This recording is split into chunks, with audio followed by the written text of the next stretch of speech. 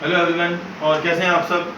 तो हम fourth chapter कर रहे थे। आज हम जो मैंने आपसे बोला था कि क्वेश्चन नंबर 10 हम बाद में करेंगे, तो आज हम क्वेश्चन नंबर 10 डिस्कस करेंगे।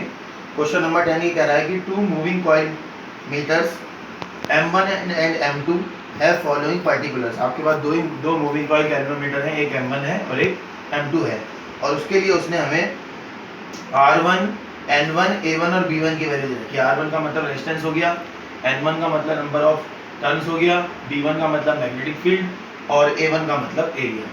इसी तरीके से उसने R2, N2, A2 और B2 की वैल्यू दे रखी है। अब फाइंड क्या करना है उसके बारे में बात करते हैं। हमें बताना है determine the ratio of current sensitivity end voltage sensitivity, यानी करंट सेंसिटिविटी और वोल्टेज सेंसिटिविटी का रेशियो फाइंड करना है। तो देखिए कैसे करेंगे। सामने क्वेश्चन नंबर 10, तो जो वैल्यूज हमें दे रखी है पहले मैं वो लिख देता हूं। R1 है आपका 10 ओम, N1 है आपका 30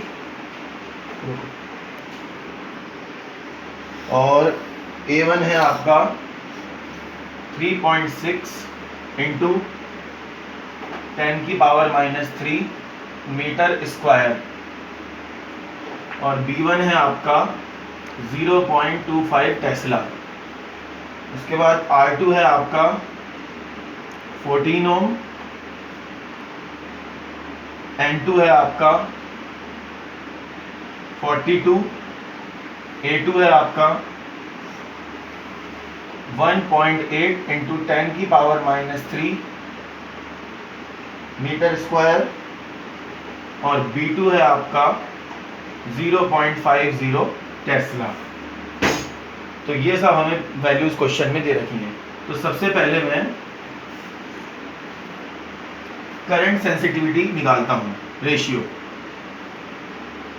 करंट सेंसिटिविटी का फॉर्मूला होता है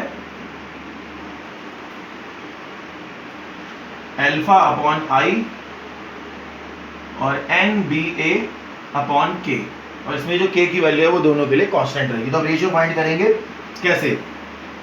M2/M1, M2/M1 का मतलब N2 B2 A2/K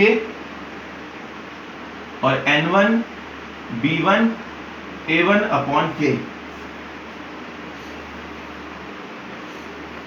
अब आपका K से K जो है वो कैंसिल हो जाएगा, तो सिंपल क्या बचेगा, N2 B2 A2/N1 B1 A1, N2 B2 A2 और N1 B1 A1। Value put करेंगे।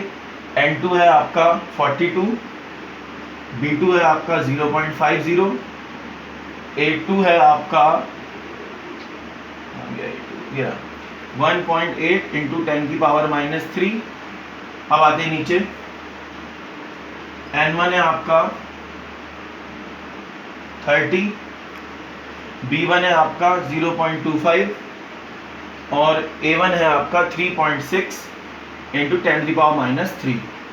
अब 10⁻³ से 10⁻³ कैंसिल, पॉइंट से पॉइंट कैंसिल, 18 2 जा 36, 18 दूनी 36।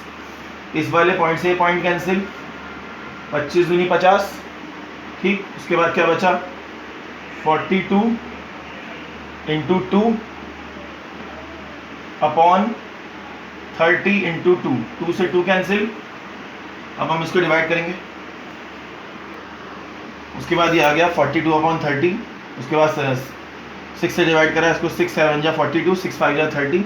इसे आप डिवाइड करेंगे तो आ जाएगा 1.4। तो ये हमारा आंसर हो गया फर्स्ट पार्ट का। एक बार इसको देख लीजिए। सिंपल कुछ नहीं करा है, सिर्फ न्यूमेरिकल का फॉर्मूला लिखा है हमने और सिंपल उसकी वैल्यू पुट करी है। इससे ज़्यादा कुछ नहीं है इस वाले क्वेश्चन में। ये फर्स्ट पार्ट था।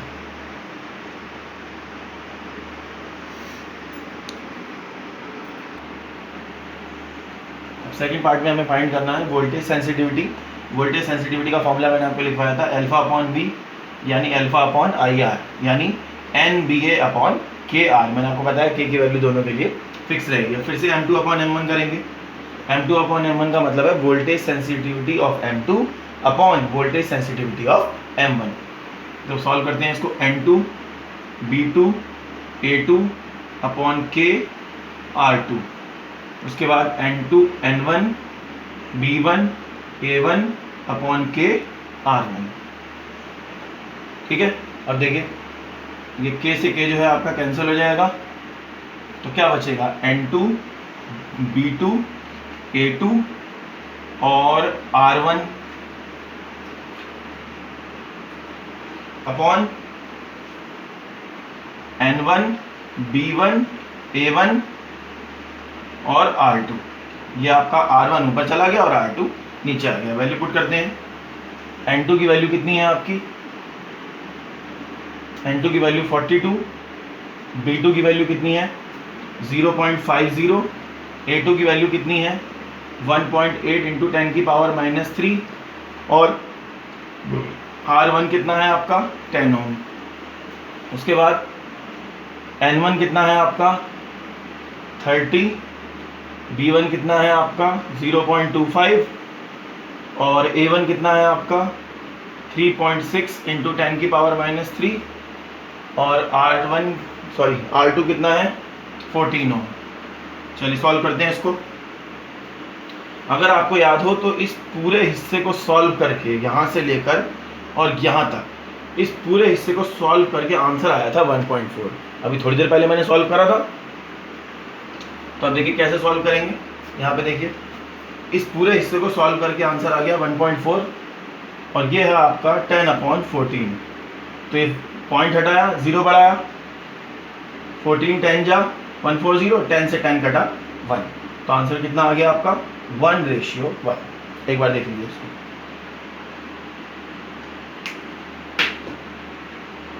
बस मेन स्टेप की आप इसकी कैलकुलेशन भी कर सकते हैं, लेकिन मैंने एक बात आपको बताई कि इसको भी मैंने पहले भी सॉल्व करा था। इस पूरे को सॉल्व करके आया था 1.4। अब हमारा अगला क्वेश्चन है क्वेश्चन नंबर 12, क्योंकि 11 तो हमने कल कर लिया था। क्वेश्चन नंबर 12 जो है वो 11 से ही कनेक्ट है, तो कैसे करेंगे देखिए उसको। इन द एक्सरसाइज 4.11 यानी जो आपने पहले आंसर निकाला है, obtain the frequency of the revolution electron in its orbit, does the answer depends on the speed of the electron, explain. यानी आपको 11th क्वेश्चन की वैल्यूज का इस्तेमाल करके आपको ये बताना है कि फ्रीक्वेंसी की वैल्यू क्या होगी, और आपको साथ में ये भी बताना है कि क्या फ्रीक्वेंसी जो है आपकी स्पीड पर डिपेंड करती है या नहीं। तो देखिए कैसे करेंगे इसको। सामने देखिए डायरेक्ट मैंने आपको ड्राइव कराया था, उसका डायरेक्ट फॉर्मूला लिखेंगे QB/2πm। QB/2πm, Q कितना है आपका 1.6 इंटू 10 की पावर -19, B आपका क्वेश्चन में दे रखा था 6.5 इंटू 10 की पावर -14 और 2 पाई यानी 3.14, M यानी 9.1 इंटू 10 की पावर -31। ये 9.1 किसकी वैल्यू है, ये इलेक्ट्रॉन के मास की। अब आप इसको जब सॉल्व कर लेंगे तो सॉल्व करके आंसर आएगा इसका 18.18 इंटू 10 की पावर 6 हर्ट्ज। 18.18 इंटू 10 की पावर 6 हर्ट्ज। अब एक उसने ये बात आपसे पूछी कि इलेक्ट्रॉन की जो फ्रीक्वेंसी है वो स्पीड पर डिपेंड करती है या नहीं, तो नहीं करती डिपेंड। उसने आपसे पूछा इस वाले क्वेश्चन में कि जब इलेक्ट्रॉन घूम रहा है तो वो जिस फ्रीक्वेंसी से घूम रहा है उसकी फ्रीक्वेंसी जो है वो आपकी क्या नाम है उस पर स्पीड पर डिपेंड करेगी या नहीं। तो वो कैसे पता लगा, देखिए फ्रीक्वेंसी का फॉर्मूला क्या होता है QB/2πm। तो इसमें आपकी स्पीड यानी v तो कहीं है ही नहीं फॉर्मूले में, इसका मतलब ये है कि फ्रीक्वेंसी जो है वो स्पीड पर डिपेंड नहीं करती।